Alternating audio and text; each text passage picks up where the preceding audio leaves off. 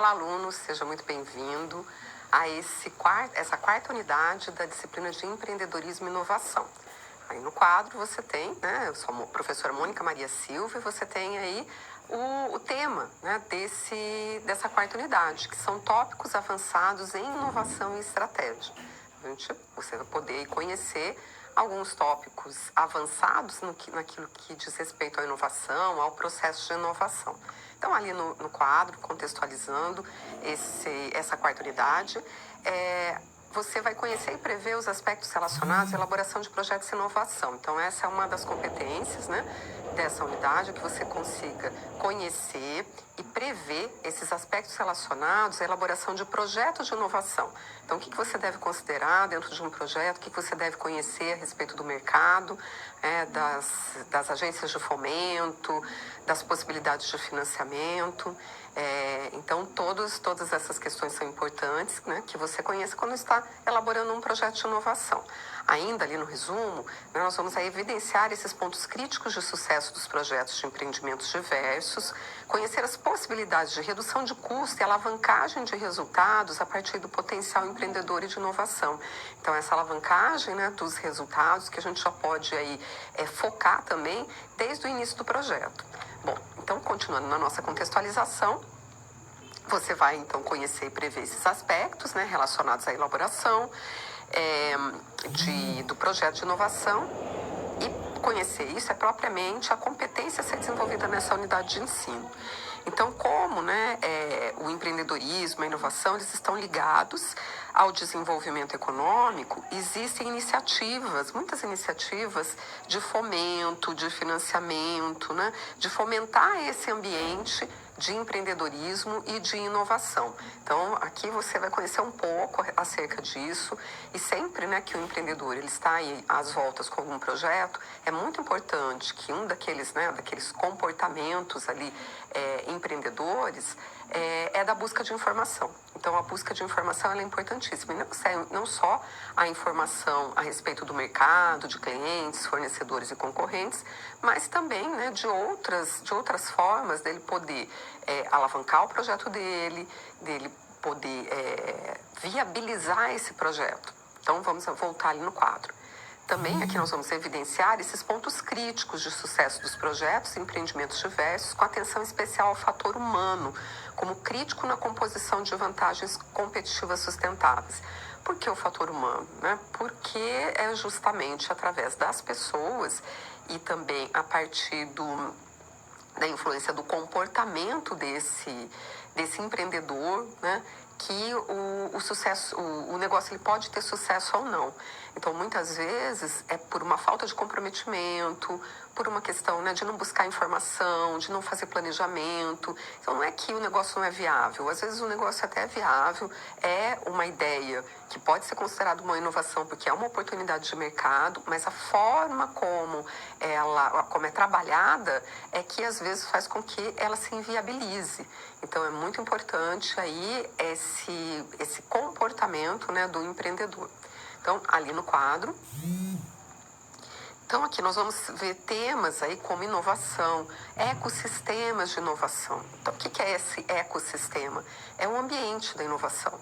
Então, esse ambiente ele é composto também, né, por órgãos governamentais, entidades de fomento, entidades de financiamento, né, instituições que podem financiar, né, podem ali alocar recursos para que o empreendedor ele possa, né, colocar a sua ideia ali em prática e realmente concretizar ela como uma oportunidade.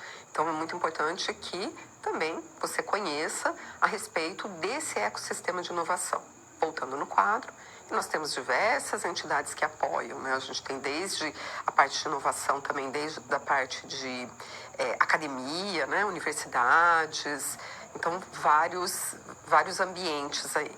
Aspectos de incentivo, né, e fomento da inovação propriamente dita serão desenrolados com o intuito, então, de você ampliar a sua capacidade autônoma e crítica frente às possibilidades de negócio do mercado. Então, essa é uma outra característica do comportamento empreendedor, né? Ser autônomo, ser crítico, né? Poder fazer aí essas análises, né, em relação aos cenários e as possibilidades de oportunidades que tem em frente. Então, Então, assim você pôde compreender um pouco da contextualização dessa unidade 4.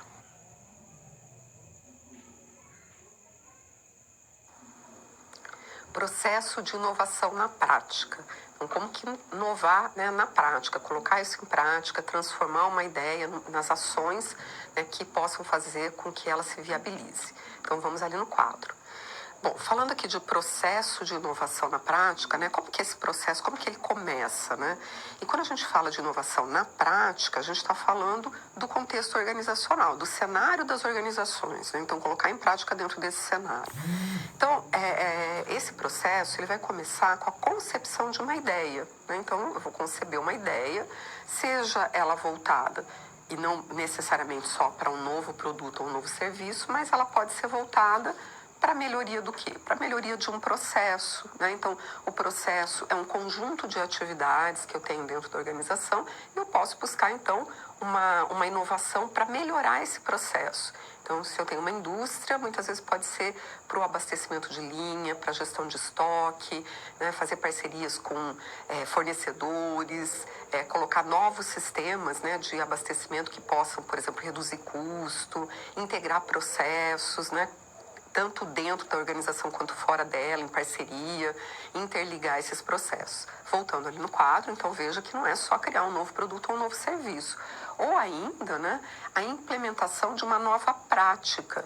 Então, uma prática que ainda não existe. Por exemplo, abastecimento de linha existe, gestão de estoque existe, mas, de repente, eu quero colocar uma nova prática. Eu quero estabelecer lá uma relação diferente com o meu cliente, colocar uma prática diferente para o relacionamento com ele. Então, né, também é uma inovação. Voltando ali no quadro, pode ser, né, uma inovação. Aí, a partir da concepção dessa ideia, em um segundo momento, após a aprovada a ideia, é preciso sistematizar os próximos passos, então organizar, né, sistematizar esses passos, daqui para frente o que eu preciso fazer para que essa ideia ela se concretize, voltando ali no quadro, planejando e elencando os parâmetros de medida que servirão para medir o impacto dessa mudança em termos de economia e obtenção de resultados. Então, pensando em como medir esses resultados, que são importantes, né? Essa mensuração, esses parâmetros de medidas, eles são importantes para que a gente possa verificar o resultado, né, de algo, então, que é intangível, né? Porque como que eu vou lá estabelecer, por exemplo, uma nova prática de relação com o meu cliente? Tá, mas como que eu vou medir isso, né, em termos de resultado? O que isso vai me gerar de resultado? E essa medida, ela também é importante para um efeito de controle. Controle do quê? Se essa ação que eu estou fazendo, ela realmente está surtindo um resultado, se ela está valendo a pena, né, se ela realmente é uma oportunidade, por exemplo, de estabelecer uma vantagem competitiva, de ser mais competitivo no mercado. Então, isso é muito importante para que eu avalie, né? Para que eu não esteja ali fazendo só algo que, de repente, não tem valor para o cliente, que isso está me demandando esforço, mas sem trazer o resultado esperado. Bom, então, ali no quadro, após implementada a ideia, ela deve ser espalhada, né? Então, ela deve ser disseminada. E essa ideia, né, ela pode trazer um resultado positivo, quanto, né, nesse controle que eu vou fazer através dos parâmetros de medição, eu posso verificar, por exemplo, que não deu o resultado que eu esperava, né, que não foi um sucesso. Então, voltando ali, essa também deve ser espalhada, porque as de sucesso e as que não têm obtido sucesso. Porque a gente deve valorizar aqui o aprendizado, então valorizar as lições aprendidas, pois impedem que outras áreas cometam os mesmos erros, ou, por outro lado, vão sugerir um novo caminho a ser percorrido. Então, a aprendizagem, mesmo ali, né, com essas ideias que não deram o resultado esperado, elas podem ser uma fonte de geração de novas ideias. Então, é sempre um aprendizado. Então, a gente deve valorizar todas essas experiências, né, que acontecerem ali dentro da organização. Então, ali no quadro. Então, antes de abarcar projetos e inovação, os gestores eles precisam ter em mente a estrutura vigente de inovação dentro da organização em que atua. Tá? Porque o agente empreendedor ele deve ter clareza das etapas que serão adaptadas e, por outro lado, eles devem se por outro lado, né, devem ser aprimoradas para atender às necessidades de inovação. Então, é preciso ele ter aí uma consciência, né, da estrutura que ele tem, né, para poder, por exemplo, aproveitar esses aprendizados, para que eles não se percam, para que isso se transforme num conhecimento dentro da organização dele. Voltando ao quadro, é preciso, então, diagnosticar como está a eficácia das partes do projeto.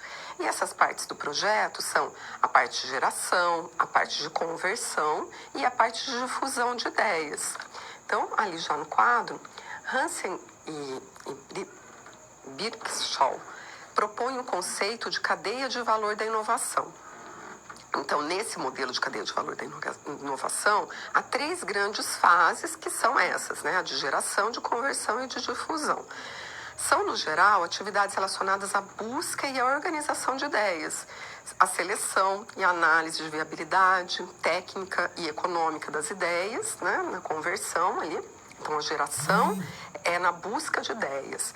A conversão é na análise e a difusão é a disseminação do conhecimento gerado para outras áreas internas e para o mercado. Então, é muito importante que eu tenha aí uma estrutura dentro da minha organização para poder fazer isso, para que isso não se perca, essas informações acabem, né, ficando perdidas. Então, você pode, né, compreender um pouco melhor aí a respeito desse processo de inovação na prática.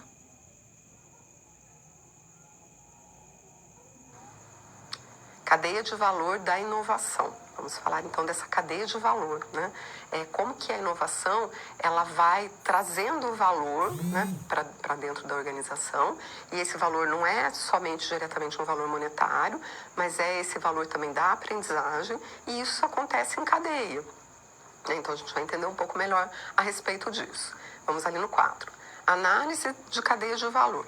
Todas as atividades envolvidas nesse macro processo, né? Então a gente pensar nessas atividades de uma forma mais ampla, tá? Então macro processo de inovação.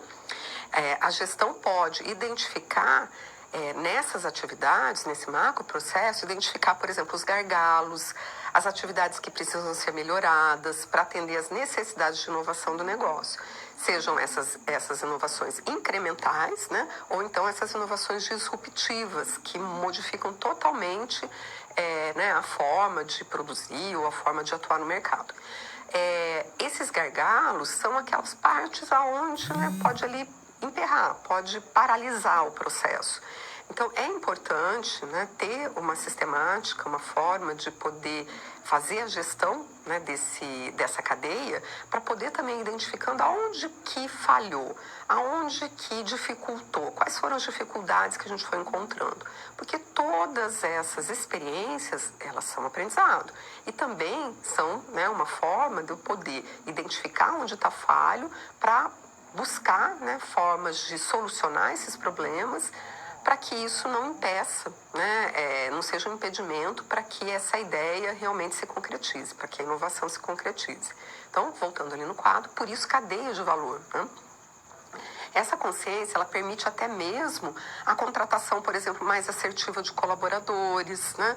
Pois pode compensar as debilidades da estrutura de inovação com as habilidades e competências das pessoas. Então, quando a gente pensa nessa cadeia de valor, essa cadeia de valor, às vezes, ela não se restringe somente a uma organização, mas também em toda a sua cadeia de abastecimento, né? Então, nos seus fornecedores, nas parcerias que eu vou fazer, nas interligações que eu vou fazer para poder colocar essa inovação em prática. Então, em todos aqueles que vão estar envolvidos no processo de inovação.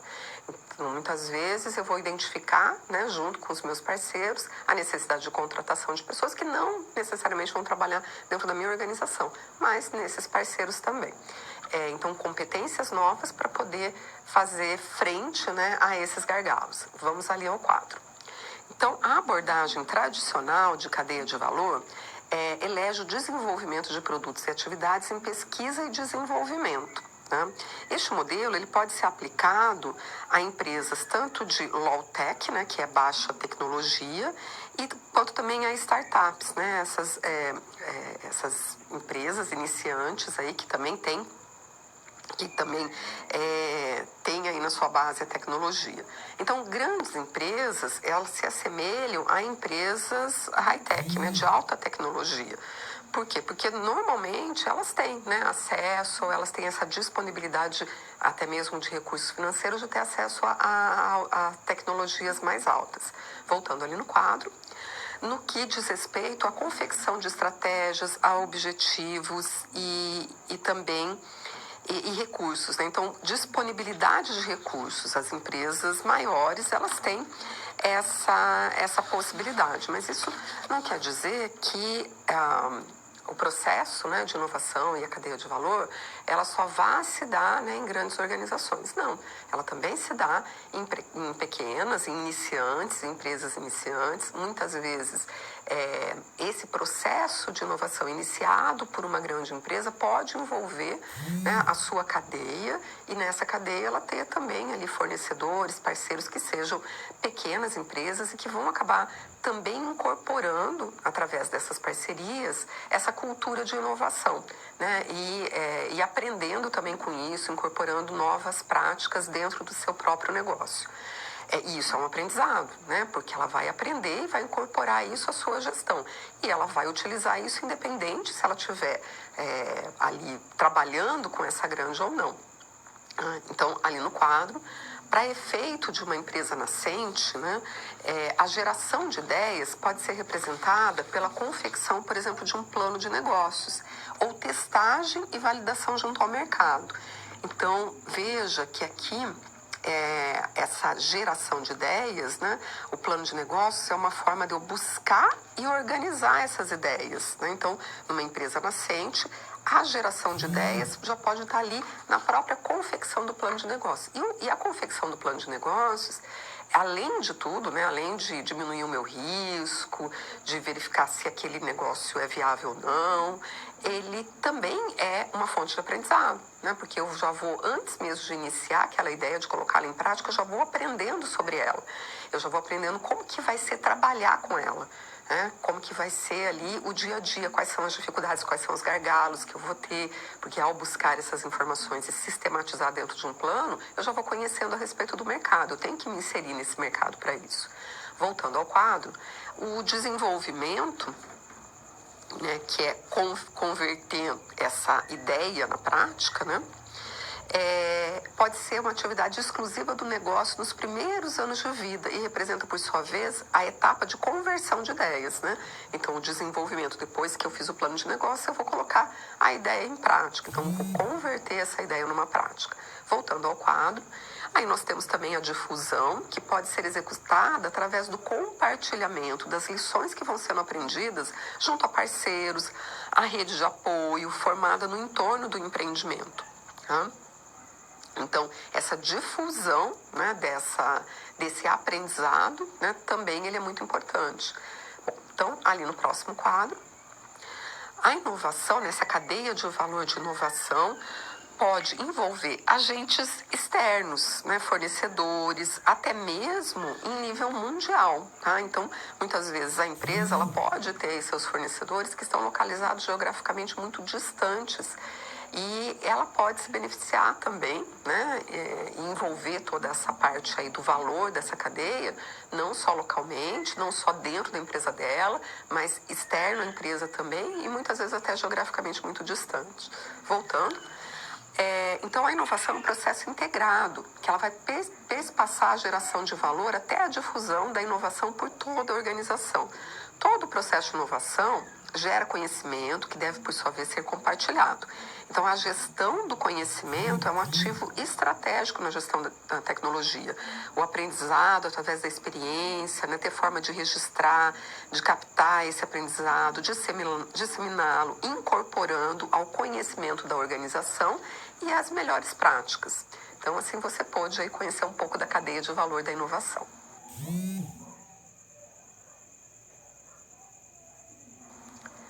Ecossistema de inovação. Vamos falar a respeito do ambiente de inovação, né? Esse ecossistema aí da inovação. Ecossistema, a gente faça essa relação, então, com o ambiente. Esse ambiente também, não pense somente no ambiente interno, né, da organização, mas em toda uma rede de apoio, em tudo aquilo que eu posso ter dentro, né, desse ambiente de negócios, do ambiente organizacional, que podem apoiar a inovação. Então, vamos conhecer um pouco acerca disso. Como, então, né, o empreendedorismo e a inovação ele está relacionado diretamente com o desenvolvimento econômico, né, de uma determinada região, a gente vai ter aí a possibilidade de fazer vinculações com parceiros que possam viabilizar, né, dar aí essa possibilidade de viabilizar uma ideia e até mesmo de acelerar essa ideia, né? Então, as aceleradoras, elas são um exemplo, né, de parcerias aí que podem ser utilizadas nesse processo de inovação e de empreendedorismo. É uma forma de ajudar a alavancar toda a criatividade impressa nos negócios, né, a aceleradora. Ela ajuda a startup. Então, a startup é um modelo de negócio inicial, repetível e escalável, geralmente baseado em tecnologia. Então, ela ajuda a startup a atravessar pontos críticos da fase inicial do negócio. Então, esses pontos críticos pode ser porque falta experiência, né? Porque não se conhece, porque não sabe ainda, não tem experiência para lidar com os problemas e as dificuldades que vão aparecer. Então, uma aceleradora, ela pode auxiliar, por exemplo, numa mentoria. Na mentoria, eu tenho alguém mais experiente, que conhece, né, que já passou por essas dificuldades e que podem me ajudar a, então, como traçar esse caminho. Tá? Voltando ali no quadro, com mentorias, com networking, né? O networking é a rede de relacionamentos e até mesmo com aporte financeiro. Então, poder ali investir financeiramente, né? Ajudar financeiramente para esse início, no investimento inicial. Voltando ao quadro, o maior desafio do empreendedor que atua no setor de tecnologia é o time. Então, e além do time, um outro desafio é o conhecimento que o cliente tem sobre a solução ofertada, né, sobre o produto dele. Então, às vezes é algo tão inovador que o mercado ainda não conhece. Então, é preciso, né, primeiro o mercado conhecer para poder, né, saber que existe aquela solução, né, que agora, a partir de agora, existe aquela solução. Então, além disso, tem a questão do timing também, porque às vezes o mercado não está preparado para absorver aquela inovação. Então, lançar, né, um produto fora ali de contexto e que isso também pode ser ali uma dificuldade inicial para as empresas que estão iniciando, principalmente aquelas que investem muito em tecnologia. Bom, então ali no próximo quadro, uma outra forma, aí, né, uma outra oportunidade na intersecção entre capital intelectual, cultural e criatividade é o que é denominado hoje de economia criativa. É um outro campo, né, ali do mercado, né? E quando a gente fala assim, economia criativa, a gente vai ver aqui que ela envolve, né, essas atividades econômicas que estão vinculadas com aspectos culturais, né? Então, oportunidade de negócio dentro de um ambiente cultural. E a gente sempre tem que pensar que quando a gente fala de economia criativa, a gente está falando de modelo de negócio, né? A gente está falando desse mundo das organizações. Então, voltando ali no quadro, quais são as oportunidades que tem dentro, né, desse aspecto aí, desse mercado, né, onde a gente utiliza aí o capital intelectual, a cultura. Então, a economia criativa, ela consiste em atividades nas quais indivíduos vão exercitar sua imaginação, explorando o valor econômico, né, que pode ter ali através dessa sua criação. Os processos que envolvem como principais recursos produtivos é a criação, produção e distribuição de produtos e serviços, usando o conhecimento, a criatividade e o capital intelectual.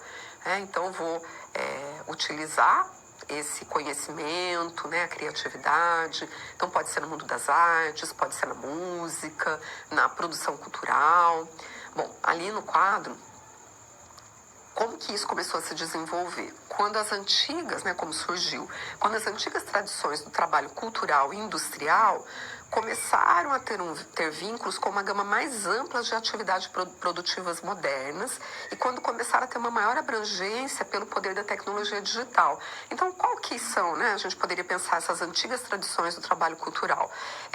Né, então, dei o exemplo aqui, por exemplo, da música, pode ter, né, da produção de cinema, televisão. Então, quando essas atividades, né, elas começaram a ter uma maior abrangência pelo poder da tecnologia digital, pela internet, então começou a surgir, né, esse mercado aí da economia criativa. Então, ali no quadro, e você, né, se você parar para pensar um pouco, o quanto que isso, a partir, né, do desenvolvimento da tecnologia e com o advento da internet, quanto que a nossa relação com o consumo desse tipo de produto, ela mudou. Né, ela foi se modificando e com isso, né, os negócios também que giravam em torno da indústria criativa, ele também foi se modificando. Então, quais são, né, ali aquelas atividades que estão relacionadas à indústria criativa? A gente vai ter patrimônio cultural, artes dramáticas, música, audiovisual, cinema, rádio, televisão, serviços criativos, arquitetura, novas mídias, né, jogos, animação, design de moda de interior, edição em mídia impressa, livros, né, outras publicações, artes visuais, pintura, escultura, fotografia. Então, dentro desse mercado, é um mercado que viu surgir, né, a partir do desenvolvimento da tecnologia digital, muitos novos formatos de negócio. Então, esses novos formatos de negócio para poder disponibilizar, né, essa forma de acesso das pessoas a esse tipo de produto e de serviço e que, então, modificou totalmente, né, esse mercado. Então, ali no quadro, cadeia global de valor. Então, a gente pode pensar também nessa cadeia global de valor que ela ultrapassa aí, por exemplo, as fronteiras, né, não só organizacionais, mas também dos países, das nações. Então, é possível notar que um produto, desde sua concepção até a distribuição, ele pode passar por diversos países. Se a gente pensa aqui na economia criativa, por exemplo, a produção de vídeos, né, de desenhos animados para Disney, por exemplo, eles são produzidos em várias partes do mundo. Então, as pessoas trabalham colaborativamente. Ele começa fazendo uma parte, sei lá nos Estados Unidos, no mesmo dia, uma outra pessoa que está lá na Europa, por exemplo, continua, né, parou lá nos Estados Unidos, ela continua fazendo uma outra parte, uma outra pessoa que está lá, né, no Japão, depois pega e continua o trabalho ou na Austrália. Então, é um trabalho que muitas vezes ele acontece 24 horas por dia, 7 dias por semana, de uma forma ininterrupta. Voltando ali no quadro, ou seja, cada etapa produtiva pode ser realizada em um país diferente em função dos custos de produção e da capacidade tecnológica de cada país. Então, o desenvolvimento econômico de um país, ele pode, no entanto, se beneficiar dessa cadeia global de valor, independente da posição que ele ocupa nessa cadeia produtiva internacional. Então, independente dessa parte, se é da parte de criação intelectual ou se é da parte de produção em si. Então, assim você pode compreender um pouco melhor a respeito da cadeia de valor.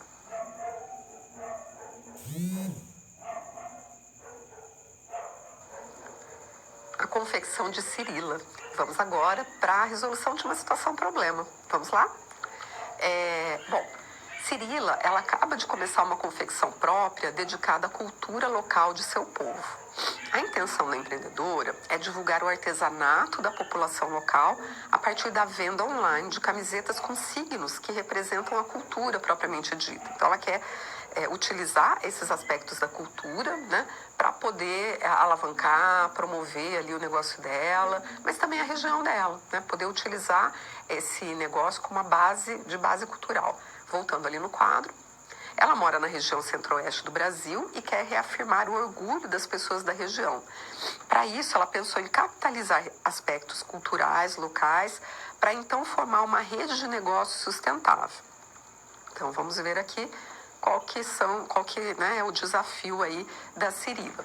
Você, como mentor da aceleradora de startups regional, foi selecionado para ajudar a Cirila em seu projeto.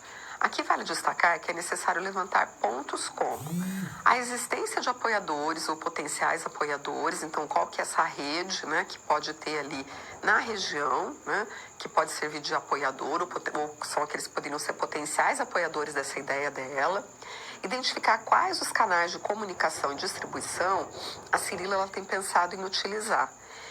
Porque ela tem que conseguir transmitir essa ideia dela, né? Porque o diferencial dela de qualquer outra confecção ali seria justamente essa disseminação da cultura da região. Então, assim, quais são os canais, né, de comunicação e distribuição que ela pretende utilizar para ver se realmente ela vai conseguir passar essa ideia, né? Voltando ali no quadro. entender a percepção da população local com relação ao projeto, né? A população local, qual que é a percepção, né? Eles entendem isso como algo bom, eles valorizam, porque isso vai ser muito importante, porque a população, ela também pode ser um apoiador, né? Divulgando, incentivando esse tipo de iniciativa. Voltando ao quadro, após levantadas todas as informações iniciais, é hora de propor uma estratégia para acelerar o negócio da Cirilo. Então, com essas informações, é possível articular, né, pensar ali no que se tem, para poder, então, estabelecer uma estratégia para alavancar o negócio dela. Então, ali no quadro, resolvendo. Caso Cirila tenha apoiadores, a primeira missão é articular melhores ganhos de tração para o negócio. Tá? Então, pensar aí, né, como que a gente pode ganhar, né? Por exemplo, caso haja uma fábrica de tecidos neste rol, né, no rol de apoiadores, vale pleitear preços mais baixos, né, para a confecção. Então, olha, justamente, né, pensando nesse apelo da disseminação da cultura. Então, como que, né, essa rede ali de contatos, essa rede né, que ela vai estabelecer dentro de rede de relacionamento, né, da sua cadeia, ela pode também se inserir nisso para poder alavancar, né, aquela região, disseminar a cultura e com isso gerar mais negócios também para a região. Voltando no quadro, do mesmo modo, se Cirila conta com o apoio, por exemplo, dessa rede de contatos, que pode ser políticos, pessoas de destaque na região, solicitar, por exemplo, um compartilhamento de informações do projeto na rede do mesmo para angariar visibilidade. Então, como essa ideia dela tem esse apelo cultural, é muito importante que ela encontre, né, dentro dessa rede de apoiadores, pessoas que possam ajudar a disseminar essa ideia, né? E essa disseminação pode ser através das suas redes de relacionamentos. Voltando ao quadro, caso Cirila tenha apoiadores, a primeira missão vai ser articular, né? A gente passou já isso, então vamos para o próximo. Ainda a possibilidade de pleitear subsídios. Por exemplo, pode ser que a prefeitura, vamos supor, ela tenha projetos de incentivo à cultura, né? Então, projetos de incentivo à cultura, e ela pode ver se ela conseguiria se inserir dentro de algum projeto desse, ver se existe algum edital, né, que ela possa se inscrever. E muitas vezes esses editais, eles têm recursos disponíveis, né? Mas também pode ter outras iniciativas que ajudariam ela a colocar, por exemplo, o produto dela dentro de uma loja, né, que vende produtos ali subsidiada um espaço de venda subsidiado pela prefeitura, onde vão ter vários fornecedores que vendem produtos que estão relacionados com a cultura local, né? Então, é uma forma dela ir fazendo essa relação do negócio dela, da imagem, né, do negócio dela, vinculado a essa imagem de um produto artesanal, de um produto que está relacionado com uma produção local, com o incentivo, né, dessa cultura ali daquela região. Tá? Então, é importante que ela busque conhecer, né, esses projetos. Então, voltando ali, pode ser, né, que tenha subsídios aí da prefeitura para confluir interesses comerciais aos de turismo da cidade e região. Ambos os lados daí tem que ganhar, né? A prefeitura ganha porque atrai o turismo, né? Então tem toda uma estrutura ali de apoio para esse turista, para receber o turista, para que esse turista ele possa então aproveitar, né, o que tem de melhor da região, e isso que tem de melhor às vezes pode ser uma atração turística, mas também os produtos que são ter acesso ao que é produzido naquela região. Voltando ao quadro, com relação ao segundo item, é preciso criar estratégias de comunicação e distribuição que sejam coerentes com o objetivo do negócio. Tá? Bom, então aqui a Cirila precisa desenvolver autoridade em alguma rede específica, multiplicando a taxa de visualização de conteúdos para daí então apresentar os produtos do local. Tá? Por fim, é muito importante que a própria população local seja motor propulsor de visibilidade e apoio, criando condições para que o negócio alavanque a partir da lógica exponencial de compartilhamento na rede e também na própria comunidade. Então é muito importante que ela crie mecanismos de criar essa rede de relacionamento dentro da própria comunidade, para que a própria comunidade seja uma incentivadora, né, das pessoas a consumir esses produtos locais. Tá? Então essas estratégias ela deve adotar, principalmente em função das características da ideia dela e do negócio que ela pretende, então, colocar em prática. E assim você pode ajudar a Cirila nesse projeto dela.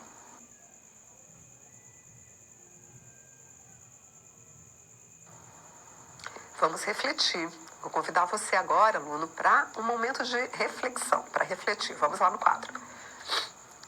Então, não basta replicar boas práticas de cases de sucesso do mercado, mas sim fazer a gestão, refletir e diagnosticar o desempenho da cadeia de valor da inovação de maneira personalizada, com vistas à cultura organizacional, ao mapa estratégico do negócio e à visão de futuro que a empresa propõe. Então, sempre, né? Não adianta eu pegar algo que já foi testado, né, que já acontece fora da minha empresa e tentar reproduzir exatamente igual.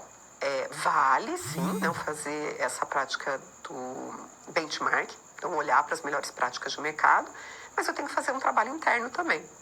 Verificar como que essa ideia, esse conceito, ele pode ser adaptado à minha realidade. Porque cada organização, ela é diferente da outra, ela tem a sua própria cultura, então isso deve ser respeitado também. Então, ali no quadro. Do contrário, pode incentivar uma etapa que já apresenta fluidez e negligenciar a outra, impactando negativamente a cadeia de valor de inovação da empresa. Então, quando uma empresa falha uma inovação, será que o problema foi na implementação? Ou será que a ideia proposta não era interessante e viável? O que vocês acham, né, que pode acontecer aí? Eu vou dar um tempo para que vocês pensem e daqui a pouco eu volto.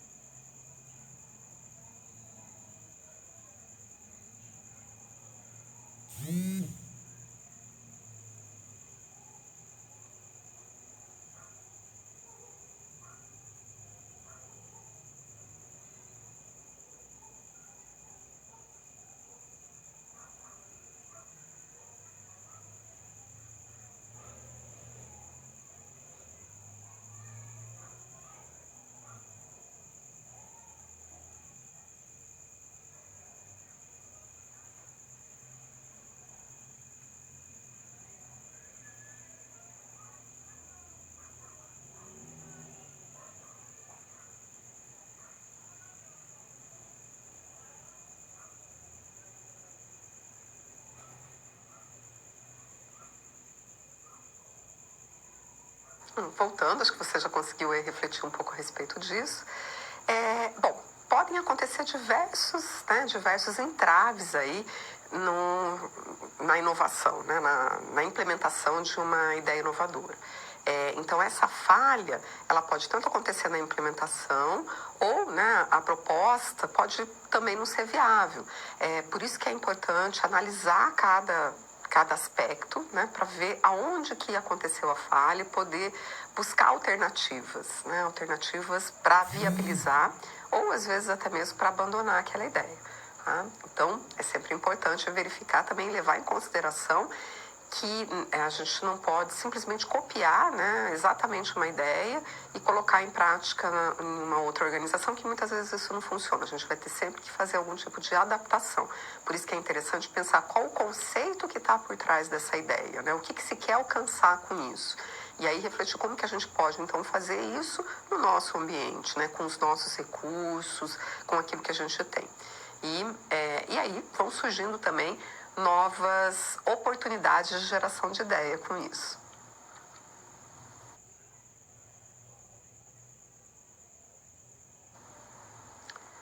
Financiamentos. Bom, pensando nesse ecossistema da inovação, né, no fomento ao empreendedorismo e inovação, um outro aspecto bem importante, né, principalmente quando você vai colocar uma ideia nova em prática, é a necessidade financeira para viabilizar, então, esse novo projeto. Então, dentro desse ecossistema, né, da inovação e do empreendedorismo, existem muitas iniciativas no mercado, né, algumas iniciativas no mercado de apoio ao empreendedor e de apoio financeiro também. Então, é muito importante que o empreendedor ele conheça quais são, né, essas possibilidades de apoio financeiro, até mesmo para ele poder estabelecer qual que vai ser a estratégia dele em relação à utilização dos recursos próprios. Muitas vezes ele tem um recurso próprio e, às vezes, o que acontece? A pessoa, quando ela está iniciando um negócio, ela pensa assim, bom, eu vou pegar esse dinheiro que eu tenho e vou começar um negócio próprio, vou investir no meu negócio.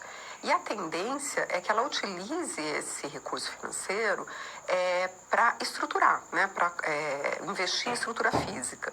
Então, ela reforma um local, ela compra móveis, ela compra equipamentos, maquinário, tudo isso que ela precisa ali para começar essa estrutura, para, né, criar a estrutura de trabalho. Bom, o que acontece é que se ela não fez um planejamento, e nesse planejamento envolve também o levantamento dessas possibilidades de financiamento, pode ser que a aplicação desse recurso, a forma como ele aplicou, contribua para que o negócio dele não seja viável. Como assim? Né? Porque às vezes ele pode esquecer, porque não planejou, que ele vai precisar de um recurso financeiro para sustentar essa ideia dele durante um determinado tempo, até que ele consiga obter um ganho, né, através da venda, da oferta do produto dele ou do serviço no mercado, e que ele possa captar esse recurso de faturamento para manter a empresa. Então, isso que a gente chama de capital de giro. Ele vai precisar ter um recurso para suportar durante algum tempo. E, às vezes, ele investiu tudo isso lá, né, na estrutura para poder produzir e esqueceu de deixar algum recurso para esse capital de giro. E daí, quando vai para o mercado, né, captar um recurso como esse, capital de giro, ele é muito mais caro, por exemplo, do que uma fonte de financiamento para o investimento fixo. Então, aí já começa, né, alguns problemas de gestão no negócio, que já apontam para uma falta de planejamento. Então, o planejamento ele é importantíssimo. E dentro das características de comportamento empreendedor, está justamente essas questões. Eu buscar informação, eu ter iniciativa, eu ter proatividade e também planejamento. Então, vamos lá no 4. Então, o fomento à inovação, né, a gente vai ter diferentes agentes, eles vão se beneficiar aí da inovação tecnológica. Então, consumidores, empresas, governos, e por isso, né, porque a inovação tecnológica, ela traz aí um benefício muito grande, não só para a empresa, mas, né, para a economia de uma forma geral, há uma série de aspectos legais, fiscais e tributários de incentivo à inovação. Então, além das iniciativas, por exemplo, internas, né, e programas próprios de inovação, que a empresa pode ter, né, que ela pode ali colocar, há vários incentivos subsidiados pelo governo que ajudam empresas, por exemplo, de pequeno porte, não só empresas grandes, mas empresas de pequeno, de médio, de grande porte, a incorporar e a acelerar esse processo, por exemplo, de pesquisa e desenvolvimento com vistas à criação de novas tecnologias. Então, o interesse, por que existe esse interesse, né? Em subsidiar, em ajudar, em apoiar? Porque isso traz em contrapartida uma melhoria para o desenvolvimento econômico, né? E isso, então, não é somente interesse da própria empresa, mas é interesse do governo também, é interesse, por exemplo, dos consumidores, dos fornecedores, né? Então, o empreendedor, né, ali que trabalha com inovação, ele precisa conhecer alguns aspectos desse mercado. Então, voltando ao quadro, a relação do financiamento com os projetos em inovação, os projetos em inovação tecnológica. Então, quanto mais voltado para a pesquisa, que é essa fase inicial, focada no acúmulo de conhecimento científico, mais a fundo perdido está o financiamento. Então, é importante conhecer essas iniciativas, saber sobre a relação entre financiamento e etapa, né, do empreendimento. Tá? Então, quais são os financiamentos que eu tenho, por exemplo, né, no início, quais são os financiamentos que eu posso me valer depois, quando o meu projeto já estiver ali sendo implementado e eu já estou na fase de comercialização do produto. Então, existem financiamentos também a fundo perdido. Então, voltando ali no quadro, o que é o fundo perdido? É a disponibilização de recursos sem que ele tenha que ser devolvido. Então, o capital deve ser, mas não que ele não tenha que ter um retorno, né? Então, o fundo perdido, normalmente, existe, né, uma exigência ali de que essa ação, essa iniciativa, ela traga algum retorno para a sociedade. Então, pode ser que ele não gere um retorno financeiro, né, para ter de volta esse recurso ali para aquela entidade, ou ganhar uns juros, né? Não é ali no investimento financeiro que está o ganho, mas está nesse investimento para alavancar a sociedade, alavancar, né, aquele setor ali social. Voltando então ali no quadro, então quanto mais um retorno para a sociedade, então quanto mais próximo também da fase de comercialização da solução tecnológica, a fase mais avançada do empreendimento, mais a juros subsidiados comporá a configuração do financiamento. Então, a gente tem, por exemplo, né, fundos perdidos aí em iniciativas de instituições como o BNDES, como o CNPq, né, que, então, o empreendedor que investe em inovação, ele tem que conhecer o que tem disponível, como que eu posso ter acesso a esse tipo de financiamento que ajuda a alavancar. E daí também ele vai pensar de que forma estrategicamente ele vai usar os recursos próprios e ele vai se dispor desses recursos que ele pode captar no mercado.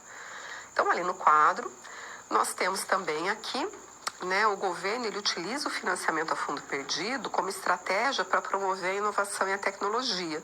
Então, o Ministério da Ciência, Tecnologia, Inovação e Comunicação, ele tem lá o Guia Prático da Lei do Bem, tem o Guia Prático da Lei do Bem, e que permite que as empresas abatam parte, né, dos investimentos feitos em pesquisa e desenvolvimento no imposto de renda, obtenha redução de até 50% do imposto sobre produtos industrializados, ao comprar máquinas e equipamentos destinados à pesquisa e desenvolvimento, prevê outras deduções relacionadas a outros gastos, como pesquisa em tecnologia e desenvolvimento, contribui com depreciação de maquinário, amortização acelerada em ocasiões de compra do mesmo.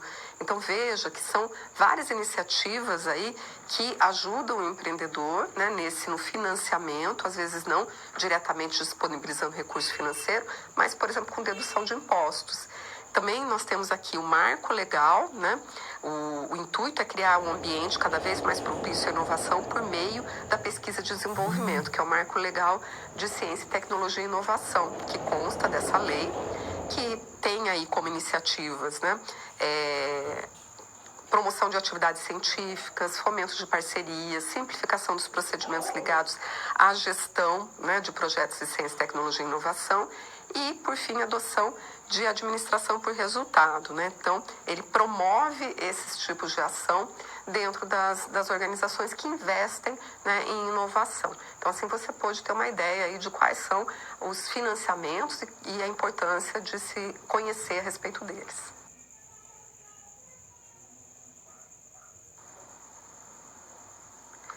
Sistema de fomento. Então, existe também toda uma rede de fomento, né? Então, um sistema aí de fomento para promover a inovação, né? E para dar suporte para a inovação. Então, vamos ali ao quadro. Além do financiamento, de financeiramente promissor, é fundamental que as empresas de base tecnológica elas recebam aportes em capital de risco para desenvolvimento de novas tecnologias, né? Então, como você já sabe, a inovação ela é a base do desenvolvimento, em especial em setores que dependem do contínuo desenvolvimento tecnológico propriamente dito. Então, no terreno das finanças, quanto maior o risco, maior o ganho. Então, existe, né, essa também iniciativas que podem envolver não somente instituições financeiras, né, mas também outras empresas, né, que têm interesse em investir em empresas que estão iniciando, que sejam empresas inovadoras.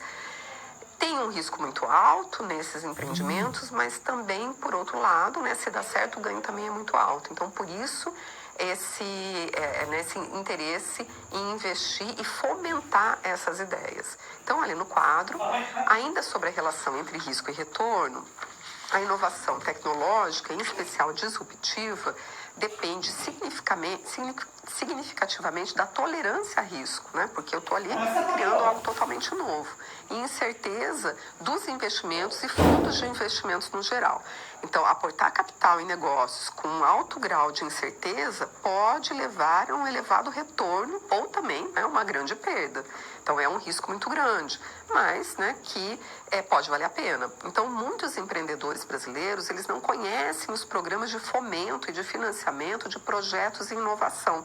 Então, eles, né, desconhecem quais são esses programas e, por isso, não conseguem se valer, se beneficiar deles. Então, novamente, né, é muito importante essa busca de informação. Então, ali no quadro, nós vamos ter aqui, né, o capital de risco. Então, o que é o capital de risco?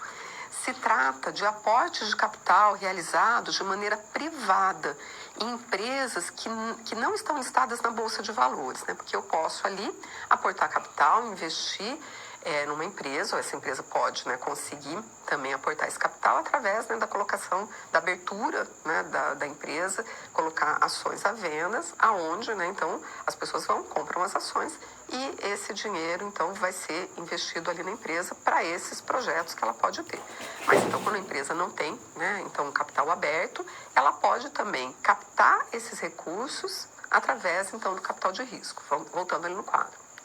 Ou seja, ainda não realizaram oferta pública de ações. Então, para investir nessas empresas, há dois caminhos. Através de investimento direto, né? Então eu posso lá investir diretamente naquela empresa, me tornando, por exemplo, sócio da empresa, ou emprestando dinheiro para essa empresa, ou tem uma outra forma também, voltando ali no quadro, que são os fundos de investimentos, proprietários ou mútuos. Então, existe desde a década de 1900, esse mercado de capital de risco, ele existe desde a década de 1940 nos Estados Unidos. Ele chegou aqui no Brasil, na América Latina, apenas em meados da década de 1990. Então, lembrando que até 1990, o mercado brasileiro era fechado, né? Então a gente não podia importar produtos de fora, então existia uma série de restrições também em relação aos investimentos, né, aqui dentro do mercado brasileiro. Então, voltando ali no quadro, com a abertura do mercado, né? Então também essas iniciativas foram chegando aqui. Entre os anos de 2002 e 2012, ela cresceu em média 20% ao ano no Brasil. Então, no Brasil, há algumas instituições, como é o caso do BNDES, que vão agrupar essas oportunidades numa carteira, também chamada de fundo. Então, capturando dinheiro no mercado, né, de cotistas e administrando a canalização dos recursos por meio de gestão profissional. Então, por exemplo, fundos mútuos, fundos de investimentos, fundos imobiliários, a participação diretas em empresas, né, fechadas também, são todas iniciativas do mercado de capital de risco. tá? Então, assim, você pode conhecer um pouco mais a respeito desse sistema de fomento aí da inovação.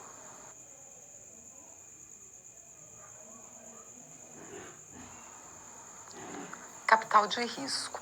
Vamos conhecer um pouco mais a respeito, né, desse ambiente, né, do capital de risco e de captação de recursos para poder tornar viável, né, implementar uma ideia, uma inovação e poder empreender. Então, ali no quadro.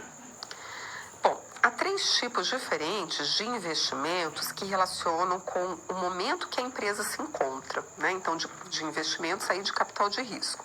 Existe o seed capital, ou capital semente, que é dedicado a pequenas empresas em fase, muitas vezes, experimental, né? Pré-operacional. Então, que estão ainda no início, que estão ainda não entraram em operação, estão em fase de teste. Voltando ali no quadro.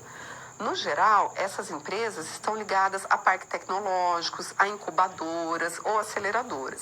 Então, também existe dentro desse ecossistema da inovação e do fomento à inovação e empreendedorismo, iniciativas como incubadoras, como parques tecnológicos, né? Geralmente, eles estão vinculados a alguma instituição, muitas vezes de ensino, né, de ensino e de pesquisa, e eles então criam esse ambiente onde eles abrem um edital, né, e essas iniciativas que têm interesse em se estabelecer dentro desses parques, dessas incubadoras, elas, né, vão concorrer ali a uma vaga para poder se inserir dentro desse ambiente. E o que é importante desse ambiente? É justamente todo o apoio que esses projetos iniciais, eles encontram. Então, eles têm um tempo para ficar ali dentro, até eles se maturarem, e depois ir para o mercado. Então, por isso, incubadora, né? Eles ficam ali incubados e recebendo apoio tecnológico, apoio de mentoria, apoio de gestão e, muitas vezes, também há fontes de financiamento, tá? E financiamento de capital de risco. Então, ali no próximo quadro, depois eu tenho Venture Capital, ou capital empreendedor, que pode ser destinado a micro, pequenas ou médias empresas que já estão nessa fase operacional, mas que tem um grande potencial de crescimento. Aqui a principal ideia do aporte de capital é expandir o negócio e acelerar os resultados. Então, ela já está ali, né, na sua operação, e se ela tivesse um aporte de recurso, ela podia, né, alavancar isso. Então, aqui, né, também existe essa outra possibilidade de investimento de capital de risco, né, de captar esse capital de risco. Bom, ali no quadro, nós vamos ter o Private Equity, refere-se a aportes em grandes empresas já consolidadas, em operação há algum tempo e com resultados significativos. No geral, vale citar que os fundos que canalizam esses recursos para essa modalidade o fazem por meio de fusões, de aquisições, o que inclui e configura participação societária. Então, aqui a gente já vai entrar num outro aspecto, que é também esse investimento, né?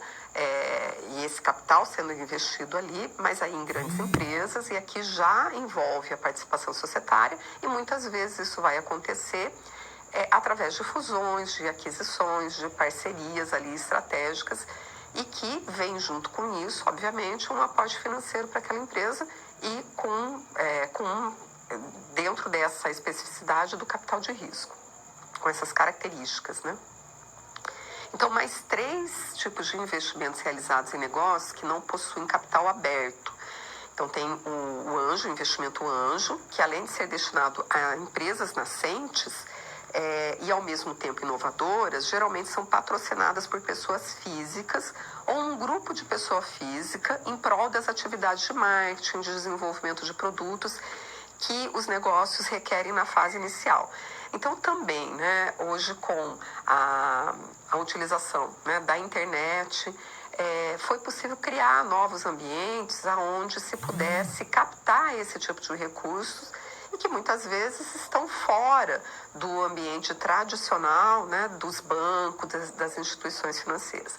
São ambientes ali virtuais, né, estabelecidos dentro da rede, onde eu posso aproximar pessoas que têm uma ideia, que estão desenvolvendo uma ideia, que precisam de recursos financeiros, de pessoas que têm recurso financeiro e que gostariam de aplicar esse recurso e ajudar nessa nova ideia, obviamente, tendo um retorno sobre isso.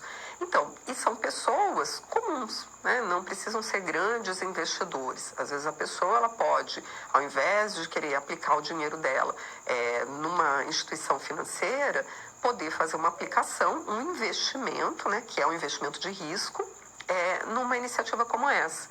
E que daí vai obter esse retorno. Obviamente empresta com juros, né? Com algum retorno compensatório para ela financeiramente também, mas é um risco, né? Está fora do mercado, não está garantido que ela vai ter aquele retorno. Tá? Então, mas né, a gente já tem aí também novos formatos para aproximar esses investidores também de pessoas, de pequenos empreendedores. Tá? Então, ali no quadro, nós temos também essa outra iniciativa, né, que é peer-to-peer lending, ou empréstimo coletivo, em outras palavras, é empréstimo de pessoa física para empresas através de uma plataforma, né? Que é como isso que eu estava, então, colocando para vocês. Então, através de uma plataforma digital. Tal modalidade, ela vai atuar de acordo com a Comissão de Valores Imobiliários, né? Que é uma autarquia vinculada ao Ministério da Economia. Então, de acordo com as regras da CVM. E não há bancos, né? Então, a gente não tem bancos na intermediação. Então, a gente tem alguns exemplos aí no Brasil, tá? Com a Nexus, a Cavod, a Biva, né? Então, temos aí já esse tipo de iniciativa também no Brasil. O Private Equity, os fundos de Growth Capital, constituem uma modalidade de Venture Capital, também dedicada a negócios engrenados que buscam capital especificamente para acelerar o crescimento das operações. Então, aqui também, né, a gente tem uma outra modalidade de captação desse capital de risco. Então, o surgimento de novos negócios, ele pode se dar de diversas maneiras, né? O terreno que propicia o surgimento de novos negócios. Então, a partir de pesquisas científicas em empresas, universidades ou centros de pesquisas, que podem ser privados ou públicos. Este fenômeno é chamado de spin-off. Vale também reforçar que o apoio de incubadoras, aceleradoras, hubs, é primordial nos primeiros passos do negócio. Então, destaca-se a importância de centros de tecnologia para o desenvolvimento de pesquisas e novas tecnologias. Então, é muito importante, né, conhecer esse ecossistema de inovação, essas iniciativas de fomento, tanto à inovação quanto ao empreendedorismo, e ver como que, né, a empresa ela pode se valer dessa rede de apoio, né, para poder colocar em prática as suas ideias, né, e poder ter um suporte para isso. E poder utilizar da forma mais adequada os recursos que ela vai ter. Tanto o recurso físico, né, porque uma incubadora eu posso ter uma estrutura física e não precisar investir nessa estrutura física inicial, que então também gera, né, um impacto na questão financeira, quanto também eu posso ter diretamente recursos financeiros. Mas é muito importante eu conhecer para saber como utilizar estrategicamente. Então veja que tudo isso está vinculado ali com o planejamento, com, né, a análise de viabilidade, com eu elaborar um plano de negócios, né, para que eu diminua o meu risco e consiga utilizar esse recurso de uma forma mais inteligente. De uma forma que realmente dê suporte para que essa ideia possa se tornar uma oportunidade de negócio de sucesso, tá certo? Então, você pode conhecer um pouco mais aí desse ambiente, né, da inovação e do empreendedorismo.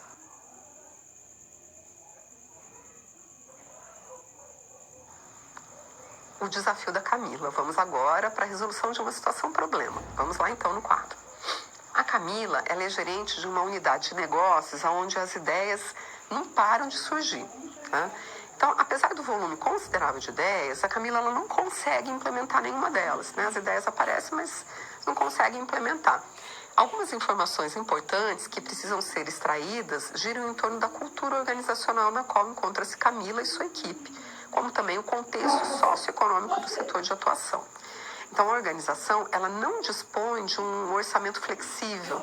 Então, veja que muitas vezes a forma de gerenciar a empresa, nos modelos mais tradicionais, focado, embasado no modelo muito tradicional, ele vai impedir né, que a inovação aconteça. Ele pode prejudicar, dificultar, criar barreiras, né, que dificultam o processo de inovação. Então, às vezes, não é pela falta de geração de ideias, às vezes até tem muitas ideias, mas não consegue pôr em prática, porque existe uma forma de gerenciar a empresa que impede que isso seja realizado. Voltando ali no quadro, e aqui é um modelo de gestão financeira da empresa. Às vezes pode ser um modelo de gestão de pessoas, né? Mas aqui um modelo de gestão financeira. Então, a Camila, assim como os demais líderes, eles não possuem autonomia para decidir sobre a perenidade ou mesmo o início de novos projetos. Então, aqueles projetos que vão continuar, né? Ou aqueles projetos que podem ser iniciados. E, às vezes, eu não consigo, né, colocar essa ideia, avaliar a ideia, né? Gerar, até investir nessa etapa de geração de ideias, porque eu não tenho um orçamento para isso, porque aquele orçamento ele precisava ter sido previsto antes, eu não tenho como modificar depois que ele já foi aprovado, né? Então, esse orçamento aí que não é flexível pode impedir, né, que esses projetos eles até nasçam, né, dentro da empresa. Então, os estímulos governamentais, eles cessaram e o setor encontra-se em decadência, esse setor que a Camila atua. Então, Camila começou a criar fóruns para discutir essas novas ideias, convidando pessoas de outras áreas e profissionais externos para ajudar no processo de seleção das ideias propriamente ditas. Bom, então, propõe aí a abordagem mais assertiva para fomentar a inovação na empresa em questão. Faça um diagnóstico de qual das etapas da cadeia de inovação encontra-se o gargalo enfrentado pela equipe liderada por Camila e qual foi o seu principal erro em todo o processo. Então, é muito importante identificar, né, quais são esses gargalos, onde está emperrando. A gente já pode ter uma ideia ali que na questão financeira, né, na gestão financeira, pode ser um gargalo. Não conseguir colocar, né, desenvolver os projetos porque eu não tenho flexibilidade no orçamento e às vezes pode ter recursos orçamentários que não estão sendo utilizados, mas que não podem ser mexidos porque o orçamento não pode mais ser mexido depois que ele foi aprovado. Então, às vezes eu deixo de fazer um investimento em algo que poderia me promover, né, um resultado melhor na empresa, alguma ideia nova, né, porque eu não tenho essa flexibilidade na gestão. Então, ali no quadro, resolvendo. Promover sessões de debates dedicadas aí às novas ideias, no lugar de diminuir a insatisfação com relação às ideias não selecionadas. Ampliou o sentimento de frustração dos colaboradores. Então, essas ideias, né, que não vão sendo selecionadas, que não vão sendo implementadas, elas vão gerando essa insatisfação e vão interferindo no clima ali daquela organização, né? Então, vão desestimulando as pessoas e a gente vai perdendo muito desse conhecimento, né, que existe dentro da organização. Voltando ali, né, no quadro. Então, eles começaram a aplicar ainda mais esforços em ideias que não poderiam sequer chegar na etapa de conversão. Então, o primeiro erro identificado é com relação ao gargalo, a conversão versus a promoção da etapa já operante, a geração da cadeia de valor da inovação. Então, o primeiro gargalo identificado é justamente nessa fase de concepção da ideia, né? De poder trabalhar em cima dessas ideias. Bom, então ali no quadro, vale sugerir a Camila que ela volte os olhos para o seu time, desenvolva a etapa de seleção de ideias por parte de pessoas que detêm essa competência analítica e conhecimento do mapa estratégico e objetivos organizacionais da empresa. Então, para que ela possa também fazer isso, precisa ter espaço na gestão, espaço no dia a dia do negócio, né? Porque isso demanda também, por exemplo, horas de trabalho dessas pessoas. Então, essas pessoas, elas precisam, dentro do seu trabalho tradicional na empresa, ter momentos em que elas possam ser liberadas para poder atuar dessa forma e ser remunerada por isso, né? Pelo seu trabalho ali também. Voltando ao quadro, então, dessa forma, ela diminui essa frustração, né, com a aplicação de parâmetros claros dentro de um programa de inovação pré-estabelecido. Uma possível abordagem para apresentar itens a Camila é elaborar um projeto de inovação tecnológica baseado na cadeia de valor da inovação e de mapas contextuais, estratégicos, que possam sustentar a argumentação anterior. Então, trabalhar com isso na equipe, né? Trazer essas ferramentas, né? Que é a criação de mapas conceituais, mapas estratégicos, né? Para que a equipe possa trabalhar com essas ferramentas para poder, então, mostrar, dar visibilidade para suas ideias e de uma forma organizada, sistematizada, né, aonde ela possa, então, trabalhar a partir daquilo. Então, para isso, ela precisa criar esse espaço dentro dos processos ali da empresa, né, dentro da gestão da empresa e até mesmo da gestão orçamentária, né, dessa empresa, para que isso possa se alavancar. Tá? E assim você pode ajudar a Camila nesse desafio dela.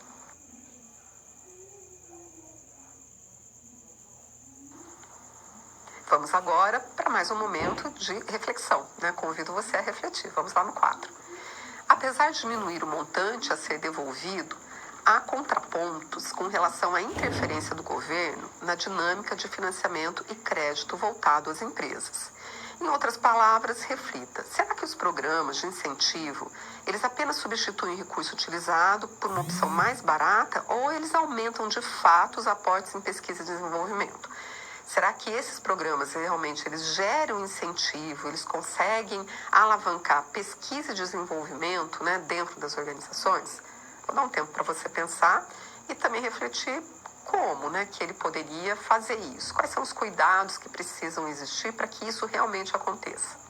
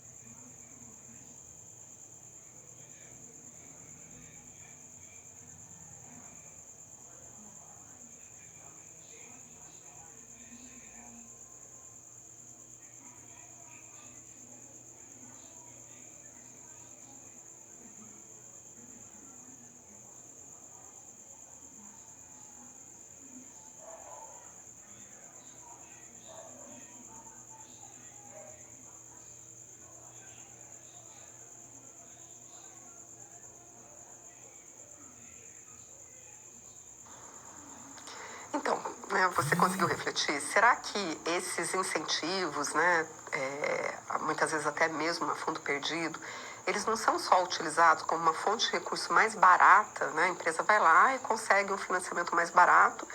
Será que isso realmente, né, é transposto em pesquisa e desenvolvimento? Então, Para isso, né, deve ser tomado alguns cuidados até nos critérios de fornecimento desse tipo de financiamento, na contrapartida. Não só nesses critérios para ser oferecido o financiamento, mas na contrapartida. Porque é importante que esses projetos eles tenham como se certificar que, em contrapartida, a empresa realmente investiu nesse tipo de iniciativa, de pesquisa e desenvolvimento, que ela não pegou aquele recurso, não foi lá, captou aquele recurso mais barato para investir em outra coisa. Né? E às vezes pode até acontecer mesmo, né? Por exemplo, sei lá, uma pequena empresa ou até mesmo uma grande empresa ser investido na compra de equipamentos, por exemplo, captar, né, esse recurso, ao invés de utilizar em pesquisa e desenvolvimento, utilizar em capital de giro para não pegar um recurso mais caro de capital de giro no mercado. Então a empresa não pode fazer isso, porque ela tem que comprovar depois que aquilo realmente foi investido. E muitas vezes o dinheiro ele não vai diretamente para a empresa.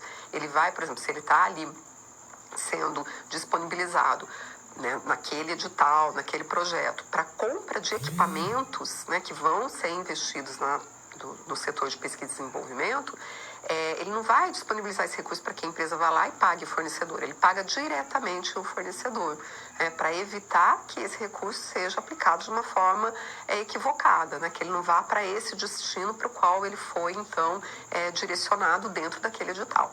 Então, é muito importante essa certificação, né, essa contrapartida ali que se demanda de quem está captando esse tipo de recurso. Né? Então, é muito importante que isso aconteça. Bom, então, lá no quadro, vamos recapitular todo esse conteúdo aqui que foi desenvolvido ao longo desse quarto e último encontro da disciplina de empreendedorismo e inovação. Então, você pôde aí conhecer o processo de inovação na prática, né? Então, como que a gente vai colocar isso em prática, transformar a inovação em ação mesmo, né? Também pôde entender e estudar a respeito do conceito de cadeia de valor da inovação. Então, essa cadeia de valor é todo o valor que a inovação ela traz, não só para aquela empresa, mas para todos ali os stakeholders, né? A gente pode pensar assim, que vão se beneficiar, né, pelo valor da inovação, por aquilo que a inovação vai trazer de melhor, né? Não só para os clientes, mas para toda essa cadeia, todos aqueles que vão estar envolvidos. Você pode conhecer o ambiente de inovação, que são os ecossistemas de inovação. Dentro do ecossistema de inovação, a gente pode ver que existem ali iniciativas de apoio, de fomento, de alavancagem, de aceleração, né, da inovação e do empreendedorismo. Essas iniciativas, elas envolvem desde iniciativas de financiamento diretamente, né, onde eu posso ter acesso a recursos a fundo perdido, que são destinados, né, a questões específicas, de momentos específicos do empreendimento. Então, por isso é importante conhecer isso antes, na etapa do planejamento, na etapa do projeto.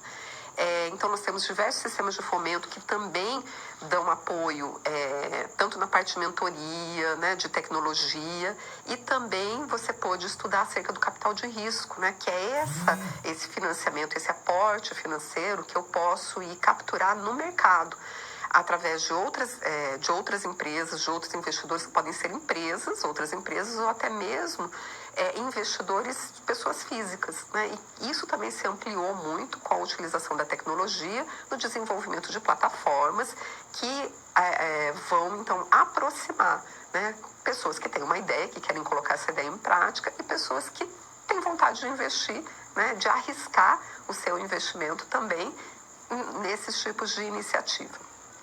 E assim, né, você pôde aí conhecer, estudar mais a fundo todos esses conceitos, né, vinculados ao empreendedorismo e à inovação.